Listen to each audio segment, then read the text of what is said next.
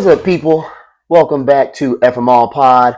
I am your host, Anwar. If this is your first time, FMall, you probably saw in the caption the James Baldwin quote. That's part of it, but ultimately, yeah, I'm going to talk about some stuff that's pissing me off. But ultimately, my goal is to educate you in 15 minutes or less. So, talk about some stuff happening in DC, talk about some stuff happening here in Nevada where I live, probably talk about something pissing me off a little bit, and hopefully you'll be a little more informed, and I can do it in less than 15 minutes.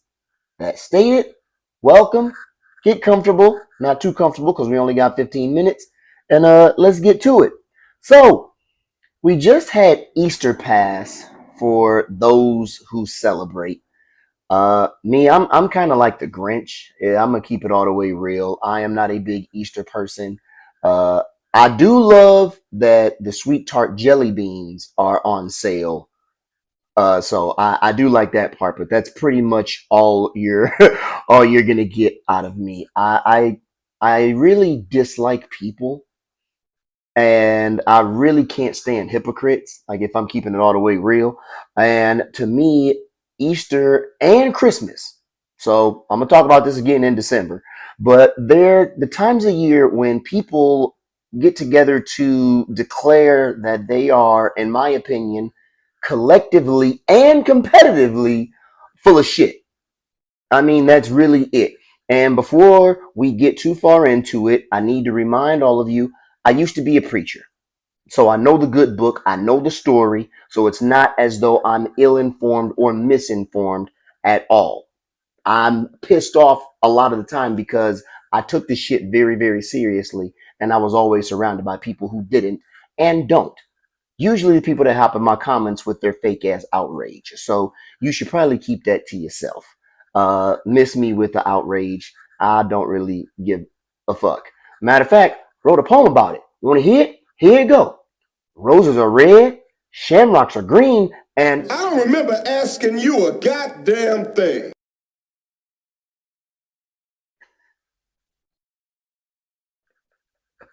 who knew I was an artist, right? But now that we've gotten that out of the way, here's my problem with the whole damn holiday. Because we hear a bunch of folks get together and they say they're celebrating the central figure of their faith overcoming the cross and the grave. My problem is these people never, ever acknowledge that they, in this day and age, are the same people who would put him on the same fucking cross in the first place. And I'm not talking about figuratively through sin or any of that shit. I mean, these are the same people that would be calling for his execution. Now, what do I mean? Any of y'all remember the passage in the Bible where Jesus is cleansing the temple? It's John chapter 2, 2:16 actually. A whole chapter before 3:16. But as he is walking into the temple, he sees that the people, the common people, the parishioners, if you will, are being extorted so that they can get the livestock that they need in order to make their offering. So their whole eternal well-being is being manipulated by price gougers. That's ultimately what's happening. And Jesus whips these people out of the temple and he says, "Don't make my father's house a marketplace." You can look it up. It's John 2:16. Look the shit up. I'm not making it up. Now, if you're wondering how come you've never heard that passage, I challenge you. Ask yourself why you've never read it. This is your eternal soul you're talking about. But to answer with a little less disingenuity, the reason you don't hear that story very often is because it's hard to preach about the center of your faith saying, "Don't make my father's house a marketplace." It's hard to preach that message when you got a whole lot of merchandise in your bookstore you got to slang. It's hard to preach, "Don't make my father's house a marketplace," when your whole church is a fucking marketplace. They selling you everything from different translations of the Bible to the book your pastor wrote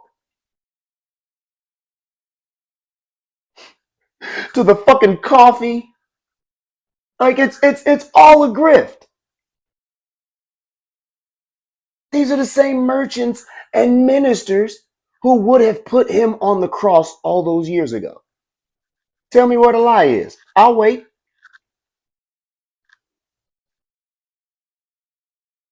And so another passage that I like in particular, another one you don't hear about very often, Matthew 25:41-45. Now I like this one because this one's in red letters, y'all. I'm gonna paraphrase it because I don't want to preach, but you're hearing how to get sent to hell from the actual authority. He says, I was hungry and you didn't feed me. I was thirsty and you didn't give me anything to drink. I was sick and you didn't check on me. I was naked and you wouldn't give me anything to wear. I was in prison and you didn't come visit me. He says the people will say, well, when did we not do this for you? And Jesus says, inasmuch as you haven't done it for the least of these among you, you haven't done it for me.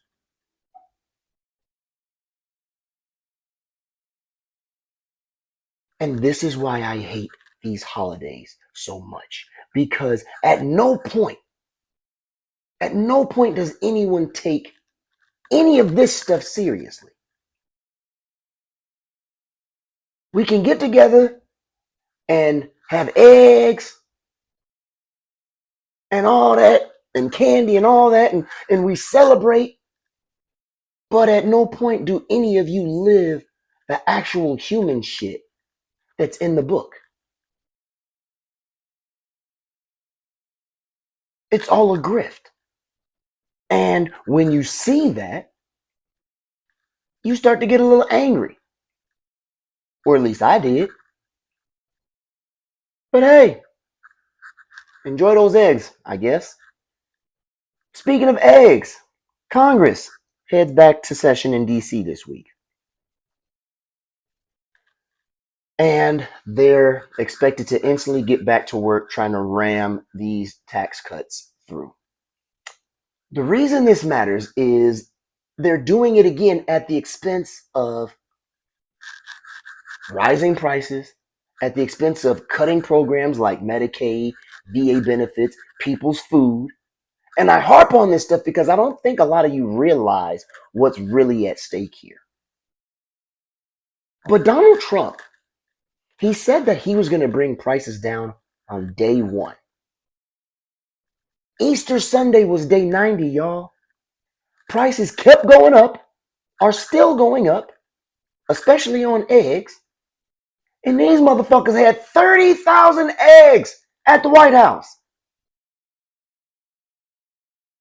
Eggs that ain't nobody gonna eat at the White House. Like this dude is literally looking the American people in the face and saying, fuck you, fuck you, fuck you. And some of y'all can't wait to get robbed more blindly. Like, what the fuck is wrong with some of you? I mean, really. And some of you say, I didn't vote for this. But you did. You did. And you were okay with it when you thought that it wasn't going to affect you. And for that, I will never forgive you. I don't give a fuck about being your friend.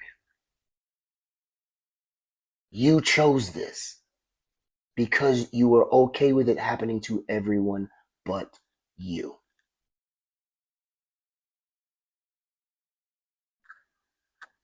Now, for those of you who are not shit humans, for those of you who do care about veterans losing benefits, for those of you who do care about people losing their health care, I invite you to follow my friends at healthcareforamericanow.org, because not only can you learn more about what's happening, especially in your own state, for those of you not in Nevada, but you can also learn how to get involved. Also, if you've got a story to share they are a great place to do it. Now, I need to be clear, these people are not my sponsors. I don't have any sponsors. I am in my living room with a light that costs $12. So they're not, I don't have sponsors. They just care about shit I care about, and they are a little better at sharing the information. And I've only got 15 minutes. So, healthcareforamericanow.org. Check them out.